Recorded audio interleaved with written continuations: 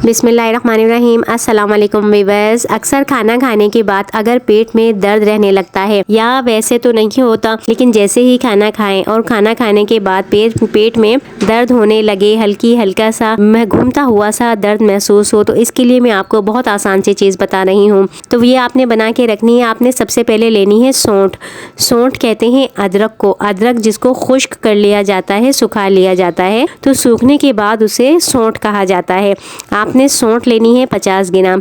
इसके साथ आपने काली मिर्च लेनी है। काली मिर्च का खानों में इस्तेमाल होता है, हर घर में मौजूद होती है, तो 50 ग्राम ही आपने काली मिर्च लेनी है, साबुत काली मिर्च। कोशिश कीजिएगा आप दोनों चीज़ें जो हैं साबित ही लें और बाद में इनका पाउडर बनवाएं, क्योंकि पहले से बना हुआ जो पाउडर होता है उसकी ताजगी अक्सर ख़त्म हो जाती है। तो आपने सौंठ लेनी है 50 ग्राम और 50 ग्राम आपने काली मिर्च लेनी है। इन दोनों का आपने बारीक पाउडर बना लेना है। दोनों चीज़ें आपने हम वज़न लेकर पाउडर बनाना है। उसके बाद आपने इन्हें किसी बर्नी में भरकर रख देना है।